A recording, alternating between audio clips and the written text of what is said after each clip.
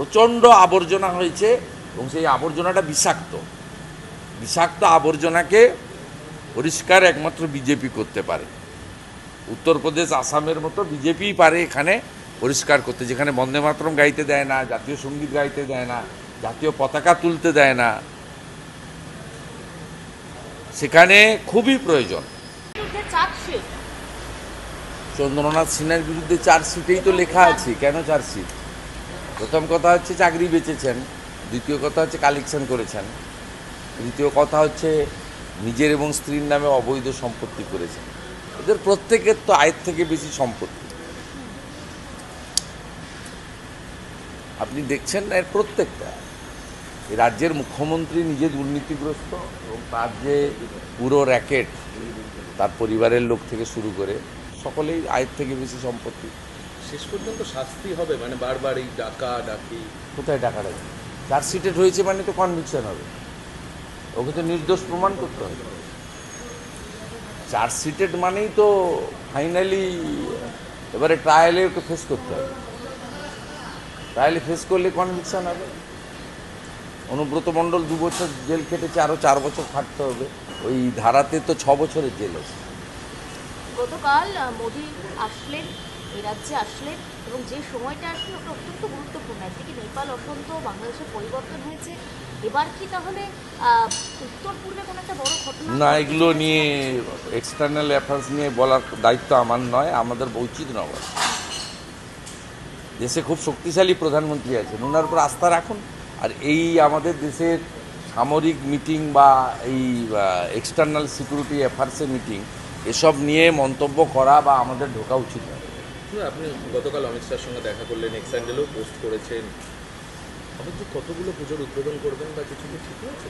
সে party এবং আয়োজকরা করবে, প্রচুর নিমন্ত্রণ করেছে সেখানে, প্রচুর জায়গা থেকেই সবাই চাইছে।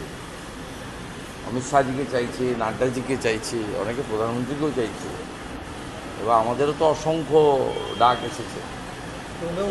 আপনার সঙ্গে বেশ কিছুক্ষণ অনেকক্ষণ কথা হয়েছে। যেটুকু বলার সোশ্যাল মিডিয়ায় বলেছি, বাকিটা আপনাদের জন্য নয়। নিশ্চিতভাবে 6 মাস পরে পশ্চিমবঙ্গে নির্বাচন আছে। উনি দেশের বড় নেতা এবং উনি মনে প্রাণে চান ডক্টর শ্যামাপ্রসাদ মুখার্জি যে বাঙালি এই দল প্রতিষ্ঠা করার পিছনে ছিলেন, মানে জনসংঘ থেকে ভারতীয় জনতা পার্টি, সেই ডক্টর শ্যামাপ্রসাদ মুখার্জির মাটিতে যতক্ষণ না পদ্ম ফুটছে, 20টা 21টা 25টা যত রাজ্য হোক না কেন, বৃত্ত সম্পূর্ণ হয় না। স্বাভাবিকভাবে প্রত্যেকেই, রাষ্ট্রীয় নেতারা প্রত্যেকেই ইন্টারেস্টেড যে 3 থেকে যদি 77 হয়, 77 থেকে কেন 177 হবে না? যদি বিজেপির 10% ভোট বাড়তে বাড়তে 39-40% গিয়ে দাঁড়ায়, তো 40% ভোটটা কেন 45% করা যাবে? এটা তো স্বাভাবিকভাবেই সকলেই ইন্টারেস্টেড, এটা তো বাইরে বলার জন্য নয়। মমতা ব্যানার্জিকে যেতে হবে 26, এইটুকু আমি আপনাকে বলে দিলাম। কোনো শক্তি নেই ওনাকে এই নির্বাচনে রক্ষা করে। গণতন্ত্রে জনতা জনার্দন শেষ কথা। আপনি ব্যক্তিগতভাবে বুম ছাড়া, ক্যামেরা ছাড়া, সাংবাদিক পরিচয় ছাড়া আপনি রাস্তাঘাটে বাজারে ডেকে 10টা সাধারণ প্রান্তিক মানুষকে জিজ্ঞেস করুন, যারা লুক বদল করেছে তাদের নয়। পশ্চিমবাংলায় একটা প্যান্টকে 3 বার সেলাই করে পরে এরকম যুবকের সংখ্যা কিন্তু অনেক, ক্রোড়স। আপনি ডেকে জিজ্ঞেস করুন যে রাজ্যে 2,15,00,000 বেকার, 9 বছর পরে এসএসসির পরীক্ষা হয়, তাও সুপ্রিম কোর্টের নির্দেশে। এই রাজ্যে মানুষ, পশ্চিমবাংলায় একটা প্যান্টকে 3 বার সেলাই করে পরে এরকম যুবকের সংখ্যা কিন্তু অনেক, ক্রোড়স। আপনি ডেকে জিজ্ঞেস করুন যে রাজ্যে 2,15,00,000 বেকার, 9 বছর পরে এসএসসির পরীক্ষা হয়, তাও সুপ্রিম কোর্টের নির্দেশে। এই রাজ্যে মানুষ পরিবর্তন চায় এবং পরিবর্তনটা বিজেপির হাত ধরেই চায়, কারণ বিজেপি একমাত্র বিশ্বাসযোগ্য বিকল্প। তার কারণ বিজেপি পরিচালিত রাজ্যগুলিতে যে ব্যক্তিদের দ্বারাই মন্ত্রিসভা নিয়ন্ত্রিত হোক না কেন, পুরো নজরদারিটা থাকে নরেন্দ্র মোদীজির। এবং নরেন্দ্র মোদীজির দেশপ্রেম, জনগণের প্রতি তার যে মমত্ব এবং একাত্মতা, এবং সর্বোপরি তার যে অনেস্টি এবং ট্রান্সপারেন্সি, এটা নিয়ে তার বিরোধীরাও কখনো তার বিরুদ্ধে কোনোদিন আঙুল তুলতে পারেননি, ভবিষ্যতেও পারেন। শুভেন্দুদা, যাদবপুরে তো খুনের মামলা দায়ের হলো, এবার যাদবপুর থানা তদন্ত করবে ছাত্রী খুন হয়েছিল কি বাবা অভিযোগ ও সব করেছে। চাপা পড়ে যাবে। রানাঘাটের ছেলেটার কি হয়েছে? আপনারা এই 3-4 দিন হইচই করেন, তারপরে তো সব ভুলে যাবে। রানাঘাটের ছেলেটা এখনো বিচার পায়নি কেন? একটা তফসিলি পরিবারের ছেলে, ওর বাবা সাধারণ একটা সমবায় সমিতির ম্যানেজার, সেটা নিয়ে কেন করেন না? অত্যন্ত দরিদ্র বাড়ির ছেলে, একটা সাধারণ নিম্নবিত্ত বাড়ির ছেলে, পড়তে এসে তাকে র্যাগিং করে মেরে দিয়েছিল। আমি আপনাকে বলছি, বিজেপিকে আনতে হবে পশ্চিমবাংলায়, যদি যাদবপুরকে মূল স্রোতে ফেরাতে হয় এবং যাদবপুরের হিতগৌরব ফিরিয়ে আনতে হয়।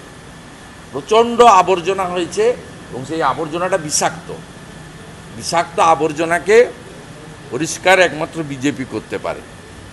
উত্তরপ্রদেশ, আসামের মতো বিজেপিই পারে এখানে পরিষ্কার করতে, যেখানে বন্দে মাতরম গাইতে দেয় না, জাতীয় সঙ্গীত গাইতে দেয় না, জাতীয় পতাকা তুলতে দেয় না, সেখানে খুবই প্রয়োজন। প্রচণ্ড আবর্জনা হয়েছে এবং সেই আবর্জনাটা বিষাক্ত আবর্জনাকে পরিষ্কার একমাত্র বিজেপি করতে পারে। উত্তরপ্রদেশ, আসামের মতো বিজেপিই পারে এখানে পরিষ্কার করতে, যেখানে বন্দে মাতরম গাইতে দেয় না, জাতীয় সঙ্গীত গাইতে দেয় না, জাতীয় পতাকা তুলতে দেয় না, সেখানে খুবই প্রয়োজন। চন্দ্রনাথ সিনহার বিরুদ্ধে চার্জশিটেই তো লেখা আছে। কেন চার্জশিট? প্রথম কথা হচ্ছে চাকরি বেচেছেন, দ্বিতীয় কথা হচ্ছে কালেকশন করেছেন, তৃতীয় কথা হচ্ছে নিজের এবং স্ত্রীর নামে অবৈধ সম্পত্তি করেছেন। এদের প্রত্যেকের তো আয়ের থেকে বেশি সম্পত্তি। আপনি দেখছেন না, এর প্রত্যেকটা। এই রাজ্যের মুখ্যমন্ত্রী নিজে দুর্নীতিগ্রস্ত এবং তার যে পুরো র্যাকেট, তার পরিবারের লোক থেকে শুরু করে সকলেই আয়ের থেকে বেশি সম্পত্তি। শেষ পর্যন্ত শাস্তি হবে, মানে বারবার এই ডাকি কোথায় টাকা রাখবে? চার্জশিটেড হয়েছে মানে তো কনভিকশন হবে, ওকে তো নির্দোষ প্রমাণ করতে হবে। চার্জশিটেড মানেই তো ফাইনালি এবারে ট্রায়ালে ওকে ফেস করতে হবে। ট্রায়ালে ফেস করলে কনভিকশন হবে। অনুব্রত মণ্ডল 2 বছর জেল খেটেছে, আরও 4 বছর খাটতে হবে। ওই ধারাতে তো 6 বছর